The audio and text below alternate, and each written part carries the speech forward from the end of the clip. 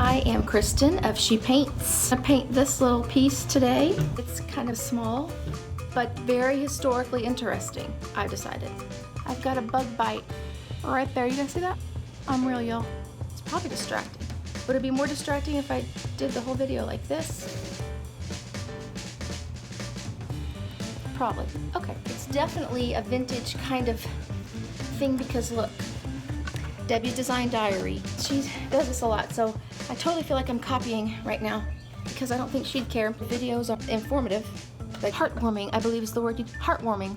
But look at the notches. These legs are attached with, I think, no screws or nails because look, he made a notch, the woodworker guy, and then used a shim, wedged it in there. And you guys are gonna see how fast and easy it is, that I don't need to prime it. You don't have to sand it to get chalk type paint, so it looks beautiful going on and thick and delicious. This thing, it's kind of wobbly. It's for a fundraiser. I'm gonna get a really cool wobbly table. Someone will know how to tighten it. I'm sorry. First thing I'm gonna do is paint it with a base coat of a red color by DIY Paint. It's called, there's a hair in that. Raise your hand if you're surprised. Don't raise your hand. It's called Marquee. Look at that. There's another hair. Can you guys see that hair blowing in the wind? Okay, there. Now, I'm gonna smooth it on. The chip in the corner here, I like it.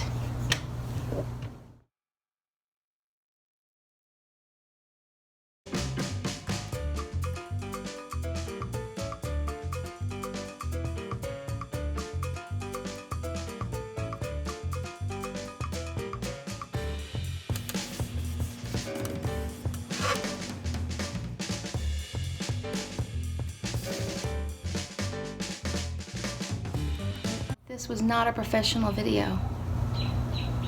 There you go. Birds. I can commune with the birds. I mentioned I'm ambidextrous. I can paint with my right hand and my left. You know, they call me Special K. I don't think that's why. You see how even in all those grooves and details, the paint doesn't glop up. It's like sort of soaking into the wood. It doesn't sit like latex on the top of surfaces, and that's why it's harder to paint with latex. It just sort of becomes part of the wood. I love that. And that is how you can make it look professional, even if you're not. It is called Apothecary. Cool name, I know. I didn't name it, so I can say that's the coolest name. But I'm pleased by simple things, so pay me no mind. I'm putting this right over the top. You see how easy that is and fast? Oh my gosh, look at that. Would you look at that? You're using Marquee. It looks like blood. That's funny. Again, easily pleased. Pay me no mind.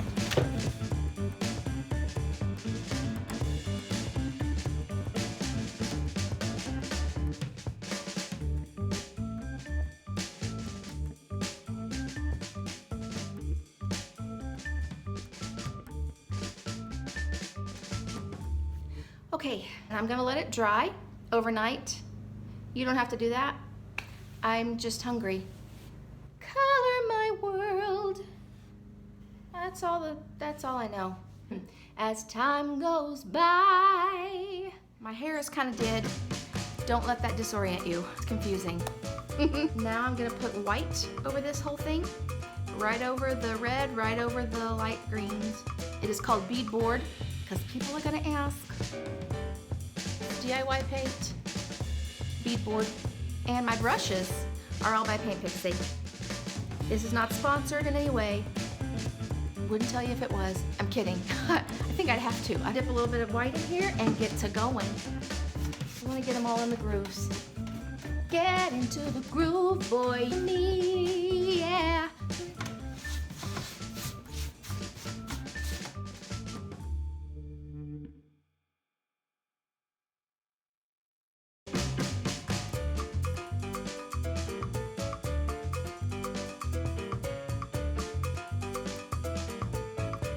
Okay, now's the fun part.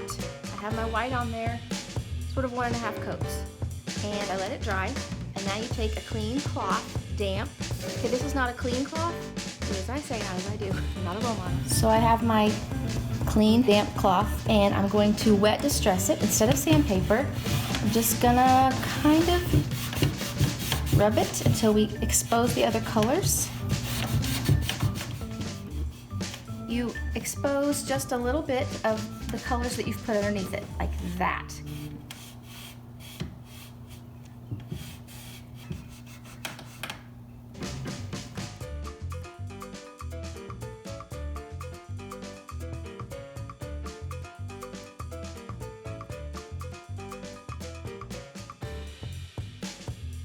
All the way down to the wood.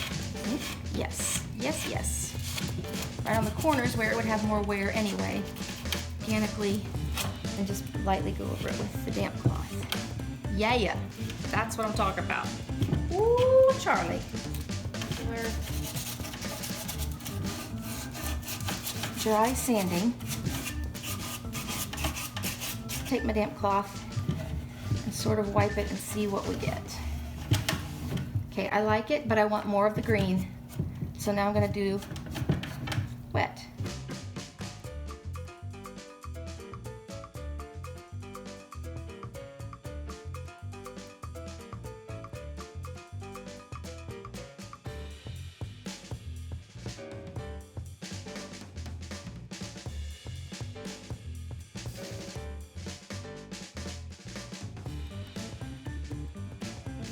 A wet wipe is great for distressing or wiping back wax, all those things.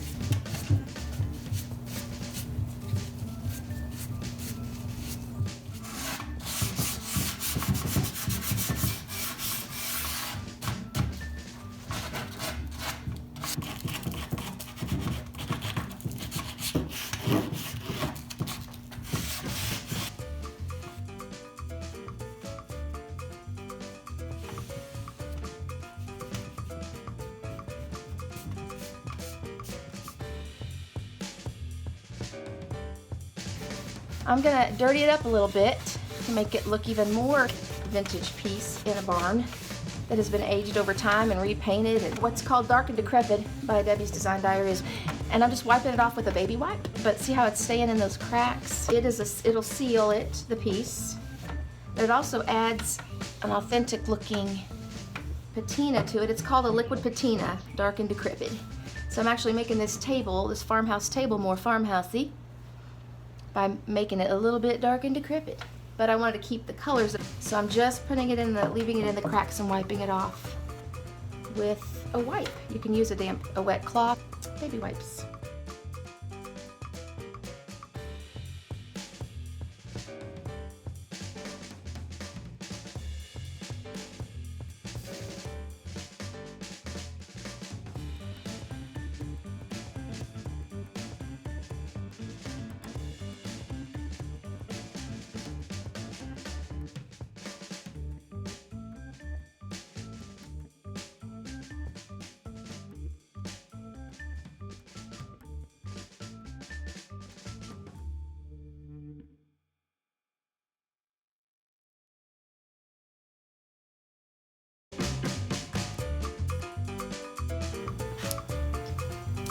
Now that I have my liquid patina dry, I'm just gonna buff it a little bit. I don't think that that's necessary, but I gives it a tiny bit of a little sheen to it. With my cloth, which is clean, go with me here, people. More importantly, it's dry and it's lint-free, okay?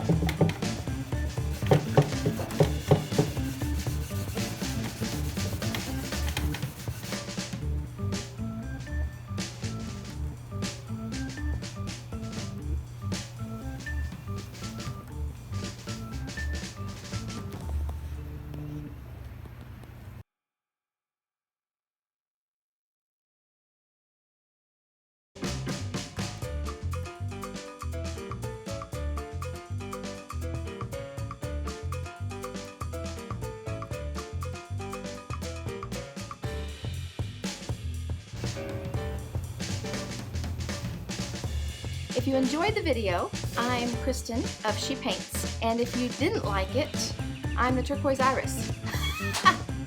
I'm kidding. She's my friend. She won't be mad. Y'all should know. Okay. She could sue me, probably. She's my friend though, so she won't. You can find the turquoise iris at theturquoiseiris.com. You should go find her because she's amazing. A fantastic, incredible. I'm not the turquoise iris. I'm just She Paints. Don't sue me, Dion. The products I used, you can find those at Debbie's Design Diary on YouTube, DIY Paint line. The white is beadboard, the red is called Marquee, and then I use pale green as Apothecary and Dark and Decrepit. It's Dark and Decrepit. It's spelled with a T, which, because English is stupid. I'm just saying.